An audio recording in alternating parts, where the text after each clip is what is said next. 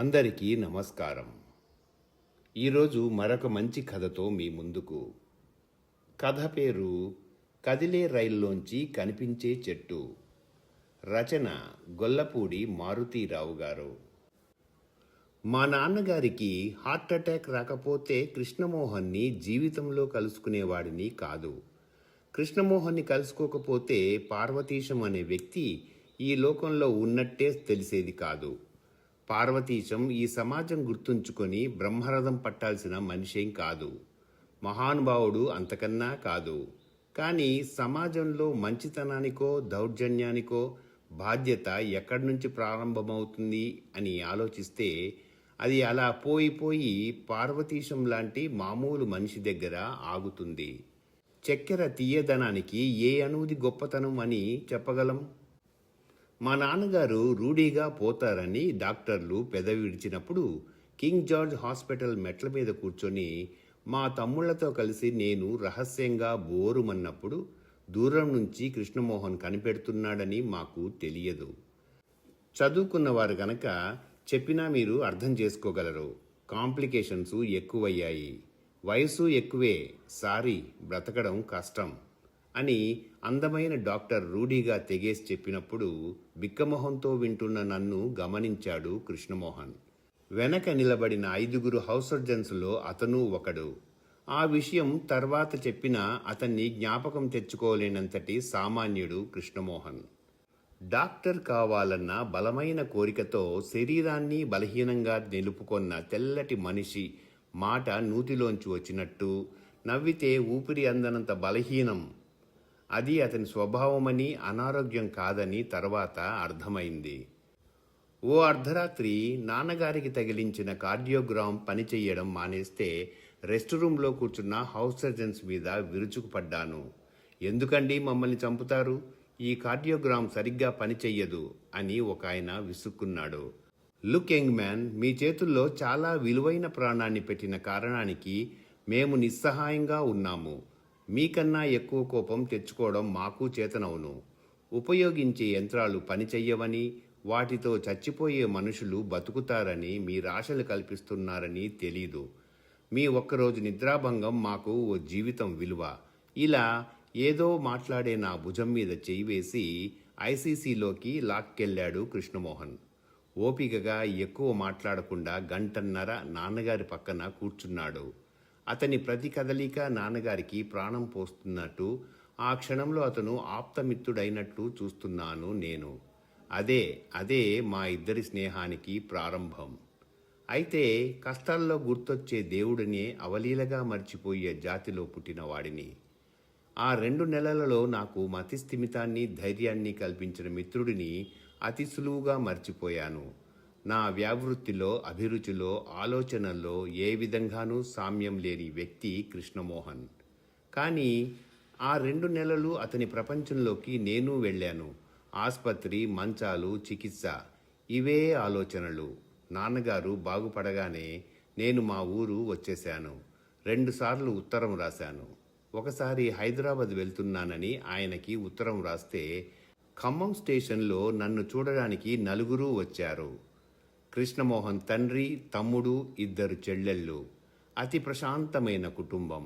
అందరూ శాంతంగా, చిరునవ్వుతో నిండుగా పలకరించారు. నన్ను 2 చేతులు పట్టుకుని పలకరించిన వృద్ధుణ్ణి, వెనక మనిషిని చూసి ఒక్క క్షణం తుల్లిపడ్డాను. ఆయన ఓ చిన్న సైజు కృష్ణమోహన్. అదే చిరునవ్వు, గొంతులో అదే బలహీనత, అదే మెత్తదనం. ఒక పెద్ద పొట్లంతో తాపేశ్వరం కాజాలు చేతిలో పెట్టాడు. నేను ఆశ్చర్యపడ్డాను. అంతకు మించి సిగ్గుపడ్డాను. నాకు జరిగిన ఉపకారం కృష్ణమోహన్ వల్ల కానీ, ఈ 5 నా వల్ల తమకేదో ఉపకారం జరిగినట్టు కృతజ్ఞతాభావంతో కనిపించారు. అది వారి సౌహార్దం. ఆడపిల్లలు పెళ్ళిడు వచ్చిన వాళ్ళు 1-2 మాటలు అన్నారో లేదో గుర్తులేదు. ఓ సీసాతో మంచినీళ్లు తెచ్చి నా సీటు దగ్గర పెట్టాడు కృష్ణమోహన్ తమ్ముడు. అతని పేరు పార్వతీశం. ఈ మాట ఎప్పుడు ఇటు వెళ్ళినా రాయండి అని రైలు కదులుతూ ఉంటే నా చెయ్యి పట్టుకున్నాడు. మిత్రుల సాన్నిహిత్యం నాకు కొత్త కాదు. వాళ్ళ ఆదరణ, అభిమానము కొత్త కాదు. అదేదో నా హక్కులాగా అనుభవించడం ఒక్కొక్కప్పుడు నా అహంకారమేమో అని అనుకుంటాను. కృష్ణమోహన్ని మర్చిపోయిన నేను ఆయన కుటుంబాన్ని, ఆ కుటుంబంలో అందరి వెనక నిలబడి చిరునవ్వు నవ్విన పార్వతీశాన్ని అతి సులువుగా మర్చిపోయాను. తాపేశ్వరం కాజాలు గుర్తున్నాయి, రుచిగా ఉన్నాయి. ఎప్పుడైనా వాటి రుచి గుర్తుకొచ్చినప్పుడు ఎక్కువ కృష్ణమోహనే మనసులో కదిలేవాడు. ప్రస్తుతం కాన్పూర్లో పనిచేస్తున్నాడట. కలిసే అవకాశం లేదు. 3.5 సంవత్సరాల తరువాత ఆఫీస్ పని మీద 2 నెలలు త్రివేంద్రం వెళ్లాల్సి వచ్చింది. దక్షిణాదికి వెళ్లడం చాలా తేలిక పని అనుకుంటూ ఆనందంగా బయలుదేరాను. రైలు వెళ్తూ ఉంటే దారి పొడుగునా పచ్చిక బయళ్ళు, పొలాలు, కొబ్బరి తోటలు, కాలువలు. కళాకారుడి కుంచెతో గీసిన వర్ణంలాగా ఉంది కేరళ. మనస్సు ఆనందంతో ఉరకలు వేసింది. ఆ ఆనందం త్రివేంద్రంలో దిగిన 2 గంటలు మిగలలేదు. అక్కడ కొబ్బరి నూనెతో వంటకాలు, ఉప్పుడు బియ్యం కొయ్య ముక్కల్లాగా గొంతుకు అడ్డం పడుతూ వాటిని చూస్తేనే భయమేసింది. 2 రోజులు తిన్నాక కడుపులో రైళ్లు పరిగెత్తడం ప్రారంభించాయి. కళ్లల్లో నీళ్లు తిరిగాయి. నీరసం. ఎవరో చెప్పారు త్రివేంద్రం స్టేషన్ క్యాంటీన్లో మామూలు బియ్యంతో వంట చేసి పెడతారని. వెళ్ళాను. కాస్త నయమే. మెల్లగా స్థిరపడ్డాను. ఓ 10 రోజులు గడిచేసరికి తిండి గురించి ఆలోచించకుండా రోజులు గడిపే స్థితికి వచ్చాను. చిన్న కొట్టం లాంటి ఓ హోటల్ గదిలో మకాము. ఆ గదికి పక్కన పెద్ద తిన్నెలాంటి బాత్రూము. ఏమైనా కేరళ వచ్చిన ఉత్సాహం చచ్చిపోవడానికి ఎక్కువ కాలం పట్టలేదు.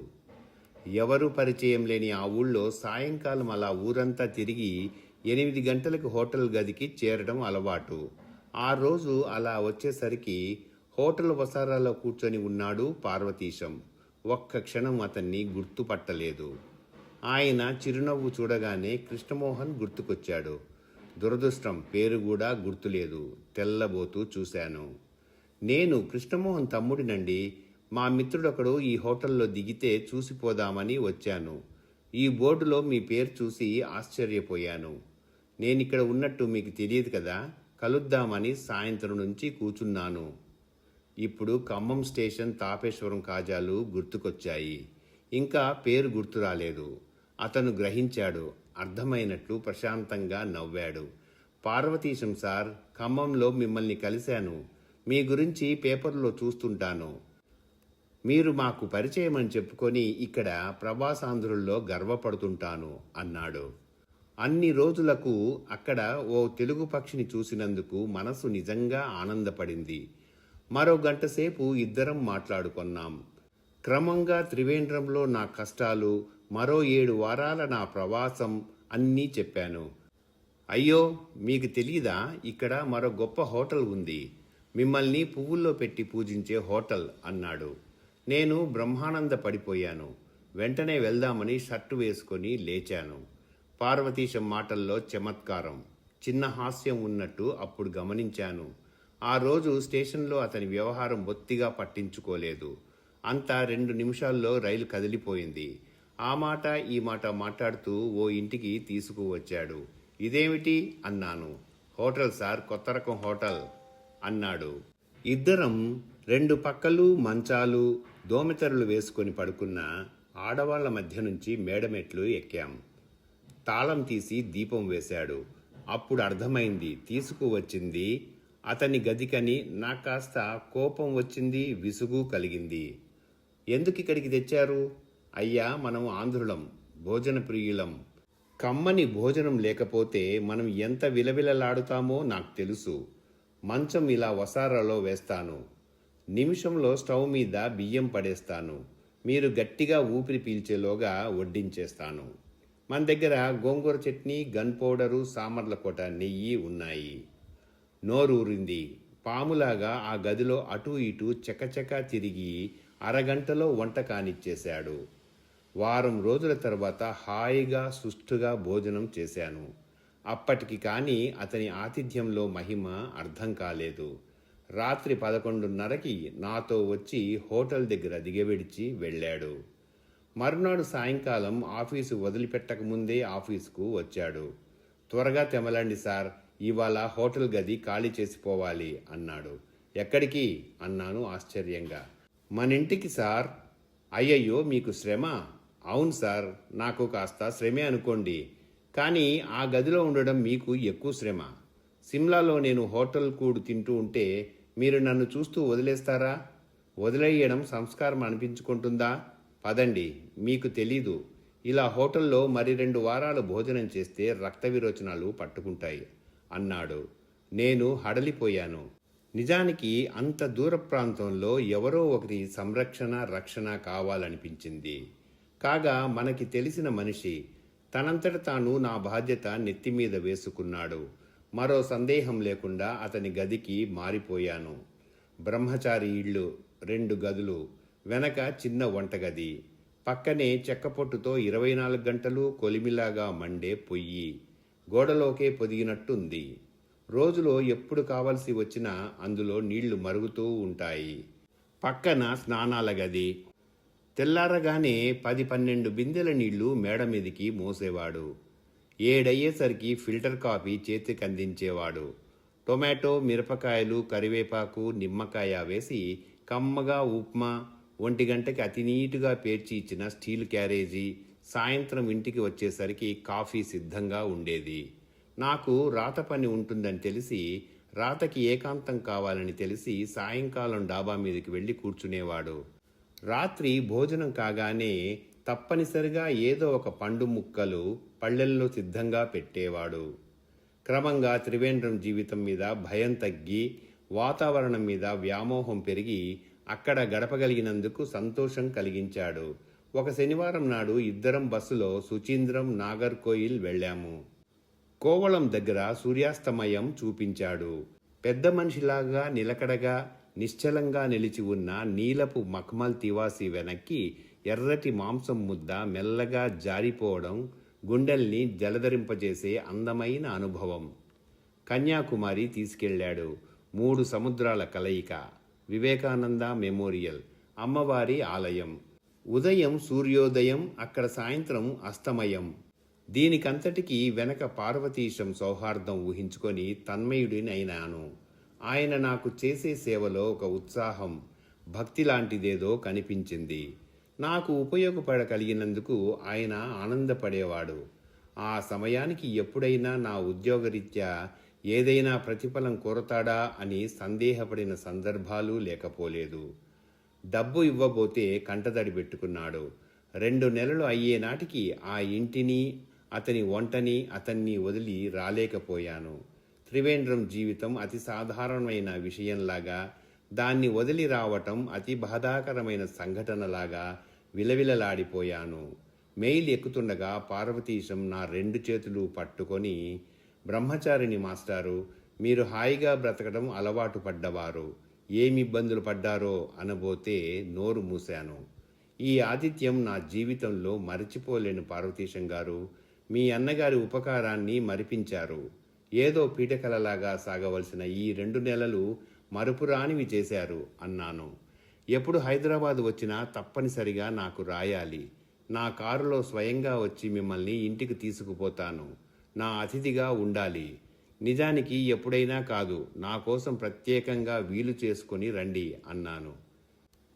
నేను చేసేది వ్యాపారం, ఇంకా స్థిరపడలేదు. స్థిరపడ్డాక అలాగే అన్నాడు పార్వతీశం నవ్వుతూ.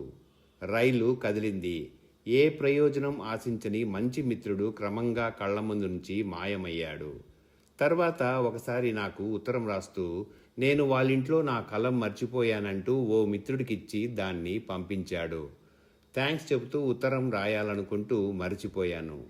కృష్ణమోహన్కి పెళ్ళని చాలా నెలల తర్వాత శుభలేఖ వచ్చింది.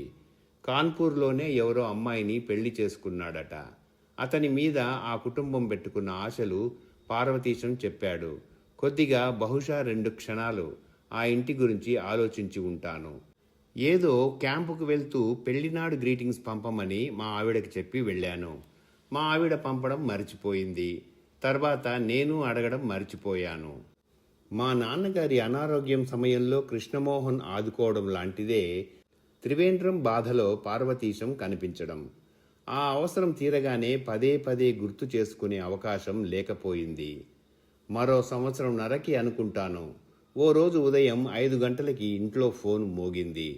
మా పెద్దాడు ఫోన్ తీసి, ఎవరో పార్వతీశమట భార్యతో కలిసి వచ్చాడట. సికింద్రాబాద్ స్టేషన్ నుంచి ఫోన్ చేస్తున్నాడు. నీకు తెలుసట అన్నాడు.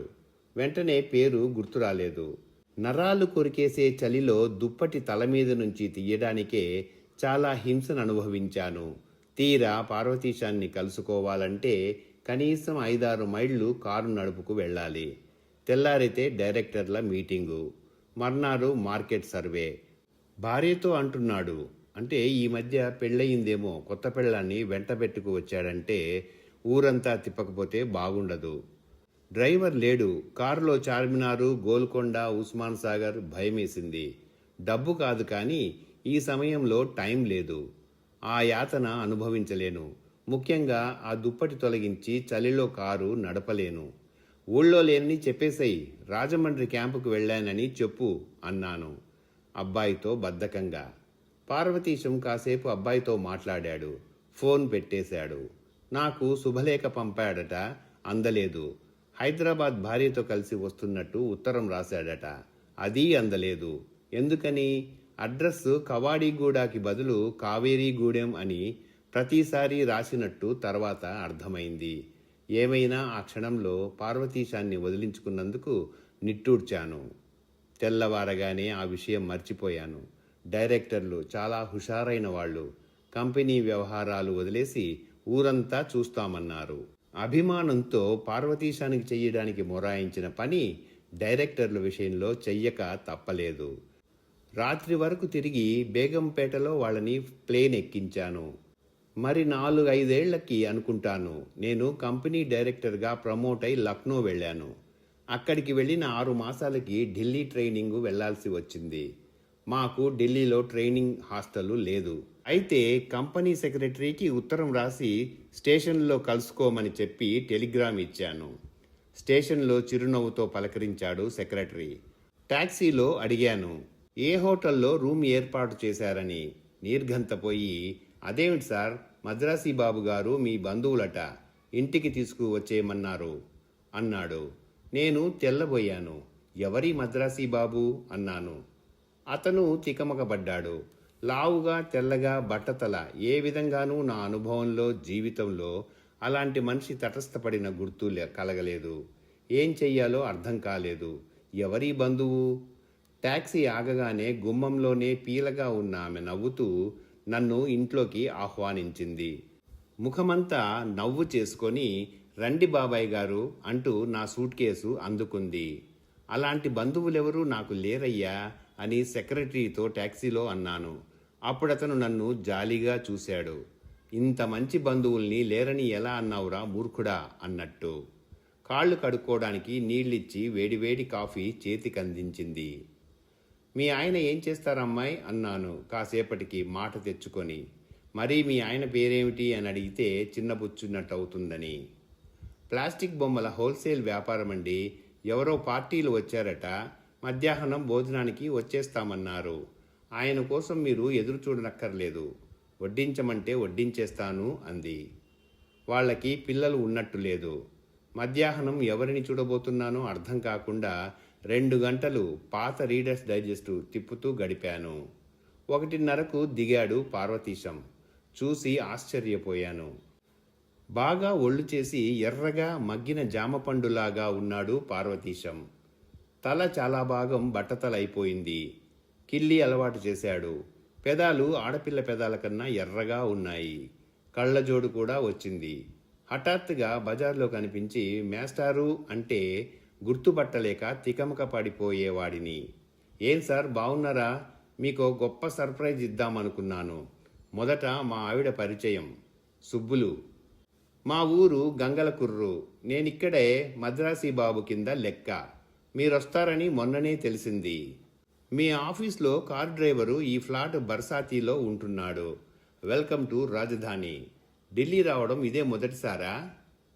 జైల్లోంచి విడుదలైన ఖైదీ మొదటి ఆట విడుపులాగా ఉంది జీవితం అతనికి. జీవితంలో నిలకడని, నిండుదనాన్ని సాధించుకున్న మనిషిలాగా కనిపించాడు. చేసే వ్యాపారం కూడా చాలా చక్కగా సాగుతున్నట్టుంది. ఖరీదైన బట్టల్లో ఉన్నాడు. ఇంటి ముందు బుల్లెట్. మీరెన్ని రోజులుంటారో ముందే చెప్పండి. 3 రోజులు అన్నాను. గుడ్. ఆఖరి రోజు నాదే. పొద్దుటే బయలుదేరి చండీగఢ్ వెళ్దాం.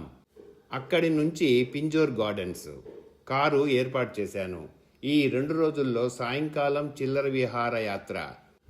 Qutub Minar, Jantar Mantar, Talkatora Gardens, Parliament House, తాజ్మేరియా, అశోక అన్నీ. సుబ్బులు నాకు స్వయానా బాబాయ్ కన్నా ఎక్కువ సేవలు చేసింది. భక్తితో నా అవసరాలన్నీ చేసి పెట్టింది. దాదాపు నా కాళ్ళ దగ్గర కూర్చొని భోజనం వడ్డించింది. ఇంకా పార్వతీశం ఢిల్లీలో నన్ను నేల మీద నడవనివ్వలేదు. 2 రోజులు నాతోనే ఉన్నాడు.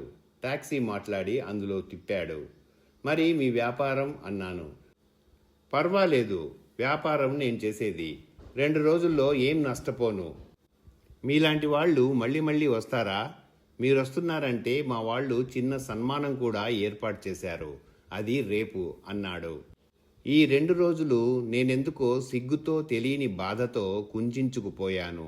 ఇంత మంచి మనిషిని ఇన్నేళ్లు ఎలా మర్చిపోయాను? ఈ మంచితనం తాకిడి ఇది 2వ సారి. అంతకు మించి హైదరాబాద్ రమ్మని స్వయంగా ఆహ్వానించిన నేను వచ్చి ఫోన్ చేసిన అతనికి అబద్ధం చెప్పి వదిలించుకున్నాను. చండీగఢ్ దాకా ప్రయాణం మరుపురానిది. కారంతా యాపిల్ పళ్ళు, బిస్కెట్ ప్యాకెట్లు, వేడి నీళ్ల ఫ్లాస్కు, ఇన్స్టెంట్ కాఫీ టిన్ను. ముందు సీట్లో నేను, వెనక అతను, భార్య. సాయంకాలానికి హృదయం చూసిన దృశ్యాలతో వికసించింది. కానీ మరో విధంగా ఆయన ఔదార్యానికి నా సంకుచితత్వాన్ని పోల్చుకొని భిన్నమూ అయింది. వెళ్లే రోజున కొత్త బట్టలు పెట్టి ఇద్దరూ నా కాళ్ళకి నమస్కారం చేశారు. త్వరలో కొడుకు పుట్టాలని దీవించండి సార్ అని మనస్ఫూర్తిగా నమస్కారం చేశారు. నాకు ఆర్ద్రతతో కళ్ళు నీళ్లు తిరిగాయి. రైల్లో కూర్చున్నాక ఇంకా ఆగలేకపోయాను. పార్వతీశం గారు, మీకు తీరని అన్యాయం చేశాను. మిమ్మల్ని మోసం చేశాను అన్నాను. ఏమిటి సార్ అన్నాడు సిగరెట్టు వెలిగించుకుంటూ. ఆ రోజు మీరు హైదరాబాద్ మీ ఆవిడతో వచ్చిన రోజు నేను అక్కడే ఉన్నాను. మీకు అబద్ధం చెప్పించాను అన్నాను.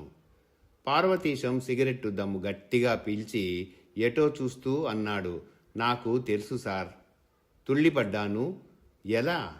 ఆ రోజు టాక్సీలో నేను, సుబ్బులు ఊరంతా తిరిగాం. 1-2 చోట్ల మీరు ఎవరో పెద్ద మనుషులతో చార్మినార్ దగ్గర, పబ్లిక్ గార్డెన్స్ దగ్గర కనిపించారు. మిమ్మల్ని దూరం నుంచి మా ఆవిడకు చూపించాను. అందుకనే మొన్న మిమ్మల్ని సులువుగా గుర్తుపట్టింది. ఆ రోజు మై గాడ్, మీకు కనిపించకుండా ఎంత జాగ్రత్త పడ్డానో. మీకు కనిపిస్తే మీరు చిన్నబుచ్చుకుంటారని నా బాధ. నమ్ముతారా? మళ్ళీ మీ కంట పడతానేమోనని మధ్యాహ్నానికే మేము హోటల్ రూమ్కి వచ్చేశాం. నేను మరీ కీటకంలాగా, పిపీలకంలాగా అయిపోయాను. నోట మాట రాలేదు. నేను ప్రతి క్షణం కుంచుకుపోతున్నానని పార్వతీశం కనిపెట్టాడు. ఆ ఇబ్బంది కూడా కలిగించకూడదని తనే కల్పించుకొని మాట్లాడాడు. నవ్వాడు తేలికగా, నిండుగా, నిశ్చలంగా. సార్, మీరు మా అన్నయ్యకు మిత్రులు, నాకు మిత్రులు అనుకున్నాను. మిమ్మల్ని ఆహ్వానించాను, ఆతిథ్యం ఇచ్చాను. ఇందులో నాకు ఆనందం ఉంది, తృప్తి ఉంది. కానీ నేను మీ మిత్రుడినని మీరు అనుకోవాల్సిన అవసరం ఏముంది సార్? అనుకోవాలని నేను అనుకోవడం లేదు, ఆశించడమూ లేదు. రైలు కూత కూసింది. ఈసారి హైదరాబాద్ వచ్చినప్పుడు ఉత్తరం రాయమని అడిగే హక్కు నేను పోగొట్టుకున్నాను. అడిగినా వ్రాయడని, వచ్చినా ఫోన్ చెయ్యడని తెలుసు. రైలు కదిలింది.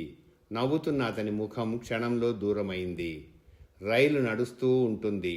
దారిలో చెట్లు మనల్ని దూసుకుపోతుంటాయి. కొన్ని చెట్లు అందంగా, నిండుగా, గంభీరంగా కనిపిస్తాయి. వాటి జ్ఞాపకం, ఆ అనుభూతి, స్పృహ మనల్ని క్షణంలో తాకి గుర్తుంచుకునేలాగా అలా వెనక్కి జారిపోతాయి. ఇంతటితో కథ సమాప్తం.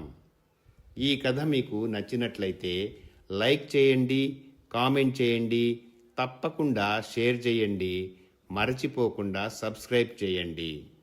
అందరికీ ధన్యవాదాలు. ఇక సెలవు.